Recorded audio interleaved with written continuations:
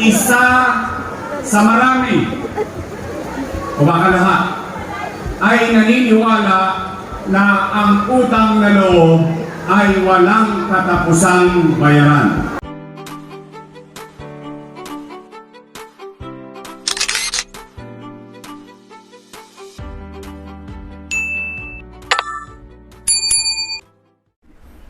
Welcome back sa aking YouTube channel, Jeremy's TV Manila. Like, share, and subscribe. Shoutout po sa mga Iskodians na patuloy na sumusuporta sa ating channel. Maraming salamat po at mabuhay po kayong lahat. Alright? So, topic natin ngayon for today's video, Yorme, di nakatiis, rumesback na kay Mayora tungkol ito sa utang na loob. So, kagabi guys, kaka-vlog lang po natin, no? Kasi in-interview nga nitong si Tony Gonzaga, si Mayora, na sinasabi ni Mayora, nababayaran pala ang utang, hindi ko alam. Yan po ang kanyang katwiran, no?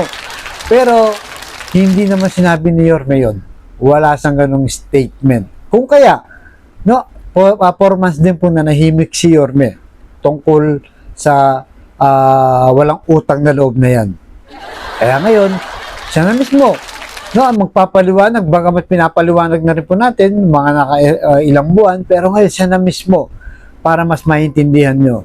No, lalo na, no, ang pinag-uusapan dito ay yung pamilya Lacuna, na kung saan, tila ba sila lang ang tumulong kay Yorme. Kaya ang lumalabas ngayon, parang wala siyang utang na loob kasi kinalaban niya itong si Mayora.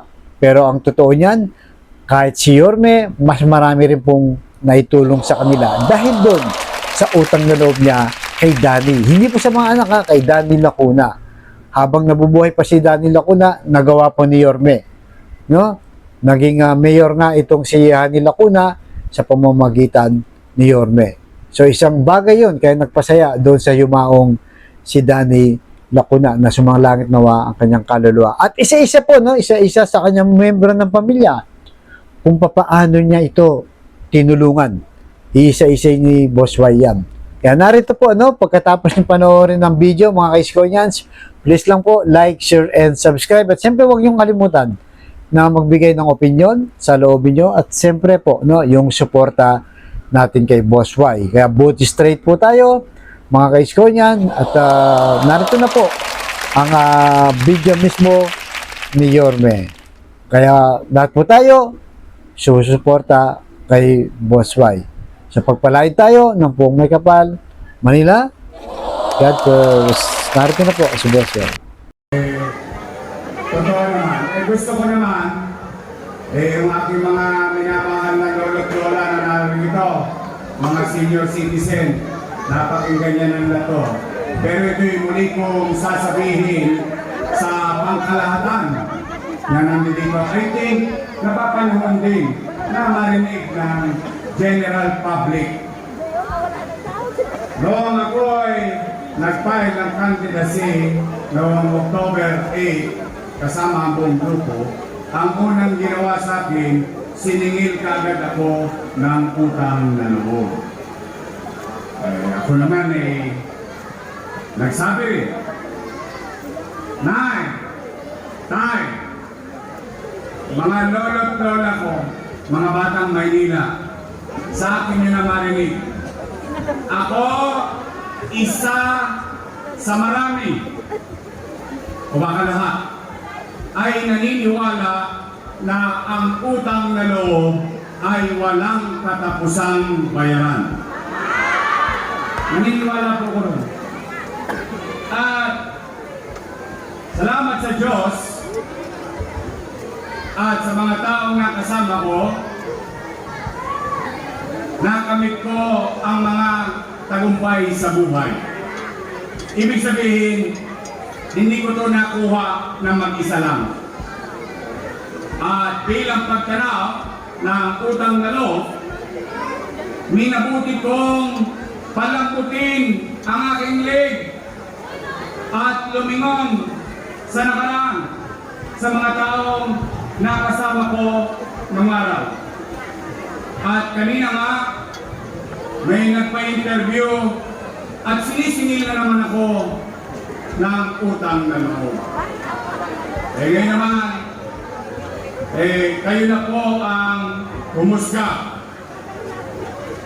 Malaki po ang utang na loob ko kay Danny Lacuna. Hindi ko yan tinalikdan, hindi ko yan tinalikuran. Sa maliit kong kaparaanan, nilingon ko ng buong buo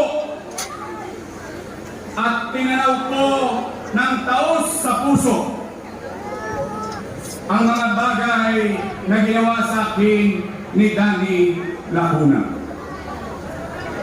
At para sa inyong kaalaman, bilang ganti ng utang nilo kay Danny Lacuna, isinaayos ko naman ang kanyang mga anak.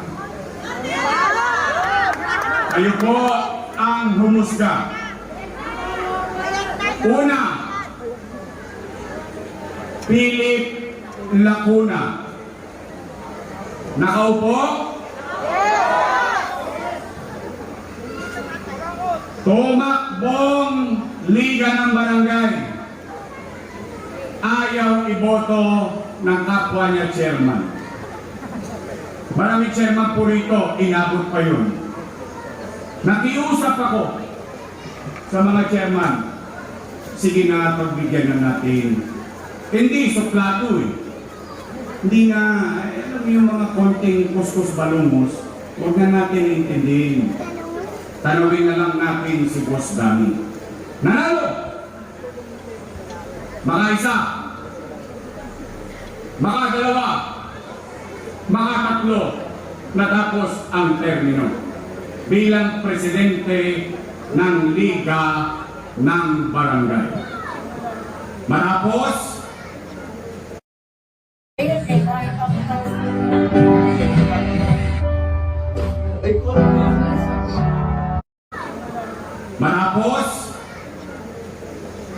pinatakbo natin yung konsihal. Nanalo. Sumunod, Lay Lacuna. Ayaw din iboto ng mga barangay chairman. Bakit? Suplada. Hindi na sabi nila. Hindi naman ang komputante nila eh. Yun ang may kinukwento ko lang. Nakiusap akong muli sa mga barangay chairman. Sinosog ako ang sarili ko. Binubunot ko ang mga alas ko sa mga chairman. Manalo lang sila. Mapasaya ko lang si Boss Danny. Nanalo. Makaisa. Makadalawa. Makatatlo. Yung huli, may sakit pa ako. Ito, nandito yung mga chairman sa East Ocean. Nilalagnat ako. Nagsushow ako sa GMA 7 bilang host ng kahalang pinakamasaya. Nasarado na.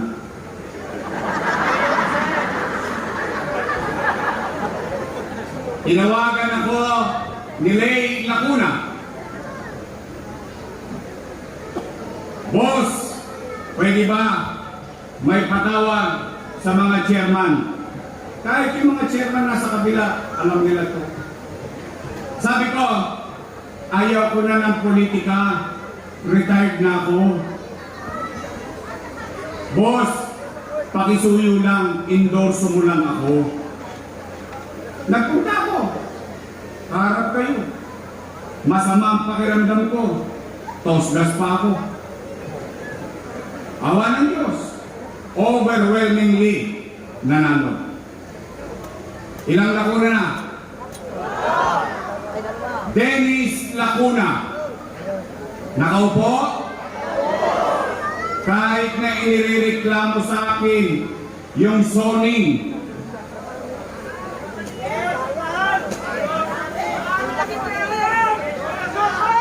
Huwag na tayo magbintang. Basta ang alam lang natin. Kasi ayaw kong manira eh. Gusto ko, factual na lang. Pagpapasensyahin na ako, ayaw ko talagang naninira. Pero gusto ko, kwentahin lang natin yung utang na loob. Kasi wala talagang kabayaran eh. Nakaupo, department head. Ilan na? Asawa ni Ate Honey. Ate naman talaga tawag ko sa kanya. Ginagalang ko naman sila. Nakaupo? Ayun, ang inireklamo sa akin ng mga nanay at tatay ninyo, yung online schedule sa health center. Yan ang may kakanayan.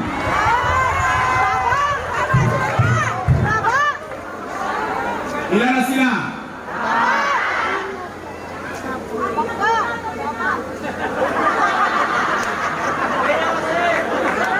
Apat. Lisa Lacuna.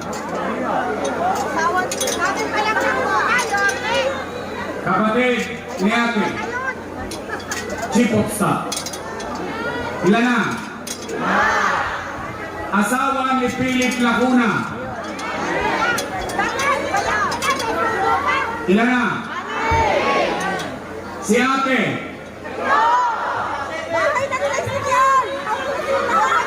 Ngayon, ako ang mag-aalis ng dalawa. Bakit? Hindi naman ako nag-appoint nun. Hindi naman ako nakatulong dun. In-appoint niya yun. Ilan ang sila? Plus, mga nanay ko, mga tatay ko, mga lolo't lola ko, mga batang Maynila. Ako na po ang nakikiusap. Patuloy akong tatanaw ng utang na loob. Hindi po ako titigil. Bakit ko kailangan baguhin ang sarili ko? Dahil lang naman sa paninira ng ibang tao. Eh narating ko nga itong kinalalagyan ko. Salamat sa Diyos. O kaya lamang may pakiusap ako. Baka naman kung po pwede, sa ibang bagay na lang ako tumanaw ng utang na loob. Bakit? May utang na loob din naman ako sa taong bayan eh. Kung walang Diyos at wala kayo, wala ako sa kinalalagyan ko ngayon. Masama naman bang lingunin ko rin yung taong bayan na sumisigaw na bumalik ka na! Bumalik ka na!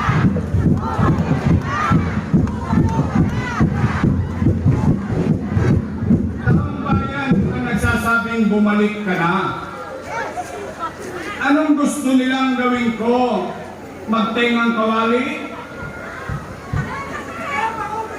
Kung sila ay nagbuti sa kanilang tungkulin sa taong bayan, wala dapat silang ipangamba.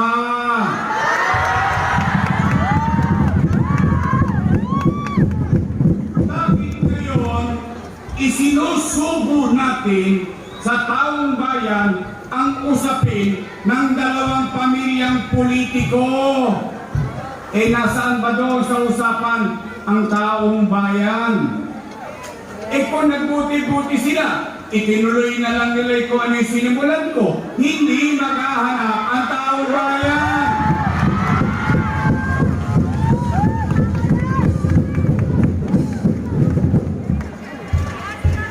May nagsaing, may naghain, kakain na lang.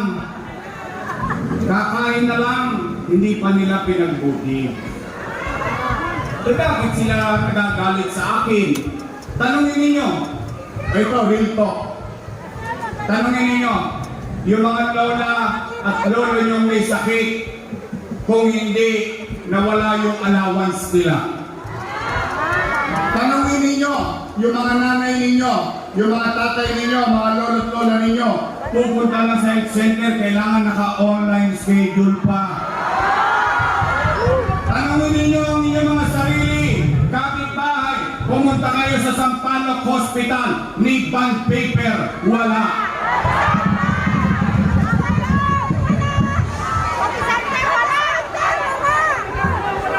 Sino may sabi nun? Ako? Karanasan ng tao yun.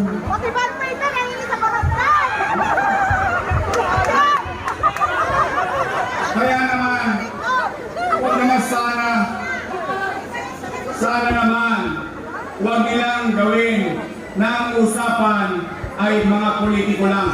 Ang halalang ito ay pinag-uusapan ay kapakanan ng taong bayan. Hindi kapakanan ng mga politiko lamang. Ito'y usapin ng katatayuan ng mamamayan sa ngayon at katatayuan ng pamilya at mahal nila sa buhay sa mga darating na panahon. Hindi politika lamang. Ang mga politiko, pagtapos ng halalan, bati-bati na. Kaya sabi ko, bakit naman ganon? Pero nandyan na yan. Nandyan na yan. Ay, ipapasatao ko na yan kung ano ang inyong magiging husga. Ngayon, hindi pa ba ako bayad sa utang ano? Susuklihan ko pa rin kung hindi man. Pero, for the meantime, tao muna ang lingunin namin lahat.